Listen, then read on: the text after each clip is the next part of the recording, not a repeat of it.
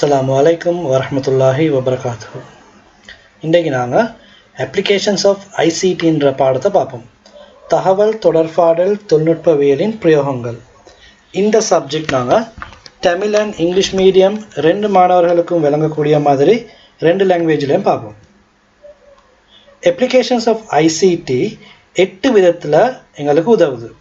அதில் முதலாவது எடியூகேஷன் கல்வி, ஹெல்த் சுகாதாரம், இண்டஸ்ட்ரீஸ் கைத்தொழில், எக்ரிகல்ச்சர் விவசாயம், பிஸ்னஸ் வியாபாரம், என்டர்டெயின்மெண்ட் பொழுதுபோக்கு,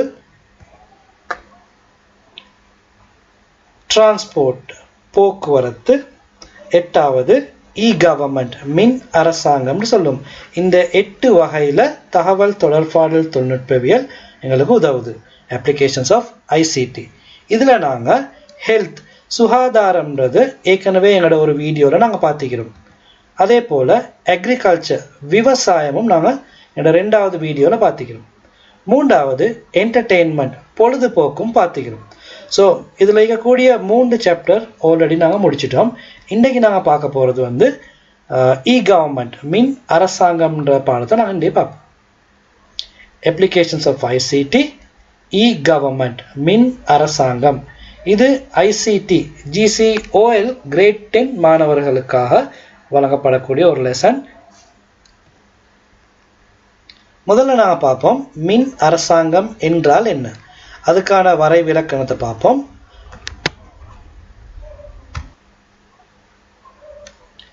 ஒரு அரசாங்கம் தகவல் தொடர்பாடல் தொழில்நுட்பவியலை பயன்படுத்தி தனது நாட்டின் பிரஜைகளுடன் கம்பெனிகள், அரசாங்க அமையங்கள், அரச சார்பற்ற அமையங்கள் அதாவது நிறுவனங்கள், அரச சார்பற்ற நிறுவனங்கள், வேறு அரசாங்கம் ஆகியவற்றுடன் தொடர்புகளை பேணல் மின் அரசாங்கம் எனப்படும்.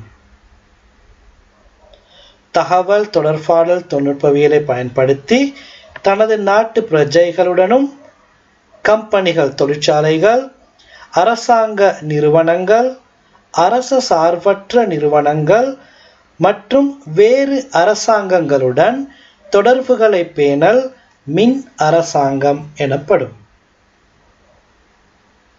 E-government. When a government communicates with citizens, companies, government and non-government organizations and with other governments of different countries using ICT, it's called e-government. இந்த துணை நல்லா பாருங்க.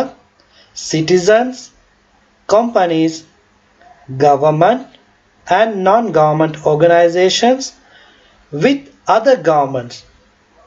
Other governments சொன்னா different countries, வேற நாடுகளோட தொடர்புகளை பேண்டதை நாங்கள் சொல்லுவோம் இ-கவர்மெண்ட்.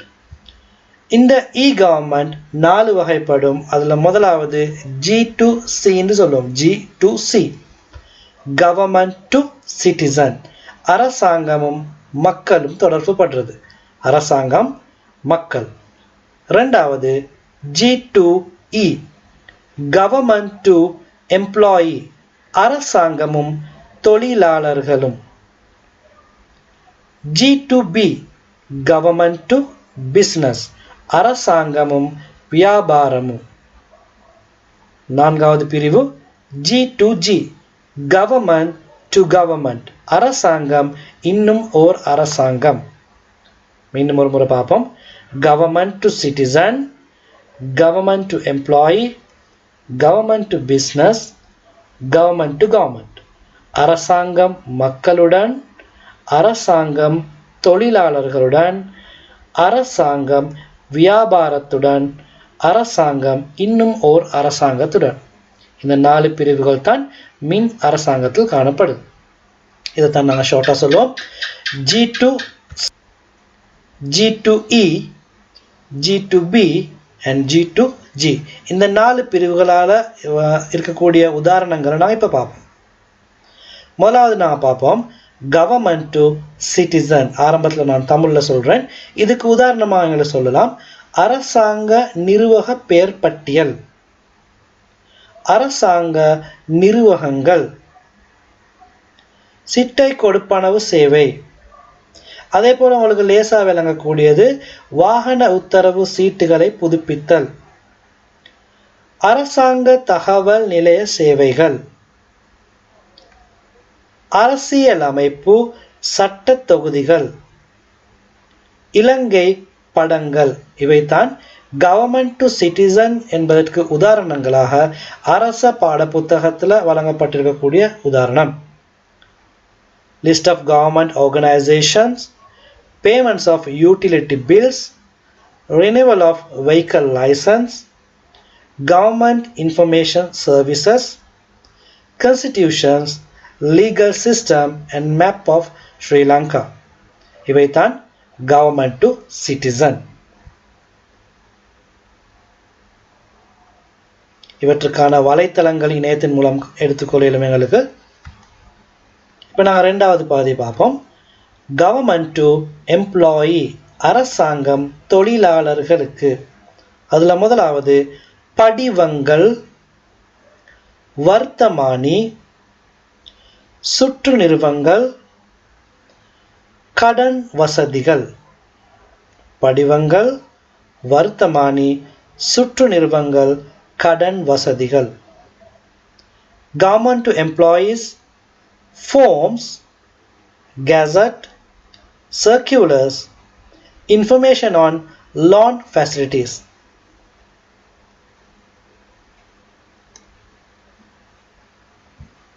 மூன்றாவது பாதி அரசாங்கம் வியாபாரத்துக்கு. இடை செயற்பாட்டு சேவைகள், பணக்கொடுப்பனவு சேவைகள், வங்கி தகவல்கள், வியாபாரங்களை பதிவு செய்தல், வியாபாரங்களும் முதலீடுகளும், வர்த்தக அமைய தகவல்கள். Government to business, payment services, banking information, business registration, business investment, information on business organizations. இவை கவர்மெண்ட் டு பிஸ்னஸுக்கு உதாரணங்கள். இறுதி பகுதி அரசாங்கம் வேறு ஒரு அரசாங்கத்திற்கு. தானிகர் அலுவலகங்களும் விசா வசதிகள் பற்றிய விவரங்களும், உல்லாச பயணிகளுக்கான உதவிகள், அரசாங்க சட்டங்கள், இலங்கை சுங்க விவரங்கள், இலங்கையின் அழகான இடங்கள், இலங்கை படம். Government to government, diplomatic and visa information, government law, aid for tourists, Sri Lanka custom information, information on interesting places and the map of Sri Lanka. These are the example for government to government. So இந்த 4 வகையான பகுதிகளையும் திரும்ப வாசிச்சிங்கன்னு சொன்னால் உங்களோட எக்ஸாமுக்கு இதிலிருந்து தான் கேள்விகள் எடுக்கப்படும். கவர்மெண்ட் டு சிட்டிசன், அரசாங்கம் மக்களுக்கு. கவர்மெண்ட் டு எம்ப்ளாயி, அரசாங்கம் தொழிலாளர்களுக்கு. கவர்மெண்ட் டு பிஸ்னஸ், அரசாங்கம் வியாபாரத்துக்கு. கவர்மெண்ட் டு கவர்மெண்ட், அரசாங்கம் இன்னும் ஓர் அரசாங்கத்துக்கு.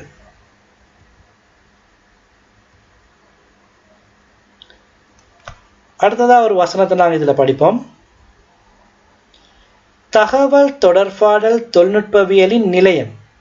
தகவல் தொடர்பாடல் தொழில்நுட்பவியலின் நிலையம், இதுக்கு நாங்கள் சொல்லுவோம் ICTA, information communication technology agency. இதான் நாங்கள் அரசாங்க தகவல் நிலையம் என்று சொல்லுவோம். இதன் மூலம் அரசாங்கத்துடன் தொடர்பு பட்டு செயற்படும் அரசாங்க தகவல்கள் ICTA, information and communication technology agency. இந்த லோகோ தான் ஸ்ரீலங்காவில் காணக்கூடிய ஐசிடியோட லோகோ. அதே போல் உங்களோட பாடப்புத்தகத்தில் வழங்கப்பட்டிருக்கக்கூடிய முக்கியமான ஒரு வெப்சைட் www.gov.lk, government.srilanka தான் gov.lk. அதன் மூலமாக எங்களுக்கு நிறைய தகவல்களை பெற்றுக்கொள்ள இயலும். www.gov.lk இந்த வெப்சைட்டுக்கு போகிறது மூலமாக உங்களுக்கு தேவையான மொழி மாற்றிக்கொள்ள இயலும். அந்த மொழியின் மூலம் தேவையான தகவல்களை சர்ச் பண்ணி எடுக்கணும். இதை நான் இங்கிலீஷில் போட்டிக்கிறேன். ஸோ இதில் உங்களுக்கு இன்ஃபர்மேஷன்ஸ் இங்கிலீஷில் எடுக்கலும், அதே போல் உங்களுக்கு தமிழாலையும் எடுக்கணும். ஸோ இன்றைக்கி நாங்கள் பார்த்துக்கிறோம் அப்ளிகேஷன்ஸ் ஆஃப் ஐசிடியில் கவர்மெண்ட்ன்ற சாப்டரை இன்றைக்கி நாங்கள் ஷார்ட்டாக பார்த்தோம். இதுக்கு எந்த லெசன்ஸ் ஹெல்த், எக்ரிகல்ச்சர், என்டர்டெயின்மெண்ட் பார்க்காத ஆட்கள் அந்த சாப்டரையும் பாருங்கள். ஸோ டோட்டலாக அப்ளிகேஷன்ஸ் ஆஃப் ஐசிடி 8 வகையாக இருக்குது. இந்த 8ல் நாங்கள் 4 வகையை முடிச்சுக்கிறோம். தொடர்ந்து அடுத்து வரக்கூடிய வீடியோவில் நாங்கள் மற்ற லெசன்ஸை பார்ப்போம். இது சம்மந்தமாக உங்களோட டவுட் இருந்தால் எனக்கு கமெண்ட் பண்ணுங்கள். இன்ஷால்லா அடுத்த லெசன்ஸில் நான் பார்க்குறேன். நிறைய இந்த பீரியடில் நிறைய மெசேஜ்கள் வருது, நிறைய லெசன் செய்ய சொல்லி அதில் ஸ்பெஷலாக கிரேட் 11 சம்மந்தமாகவும் டேட்டா பேஸ் சம்மந்தமாகவும் செய்யுமாறு நிறைய பேர் கேட்டிருந்தாங்க. இன்ஷால்லா எதிர்வரக்கூடிய காலங்களில் அந்த லெசன் நான் பார்ப்போம். அஸ்ஸலாமு அலைக்கும் வரஹ்மத்துல்லாஹி வபரகாத்துஹு.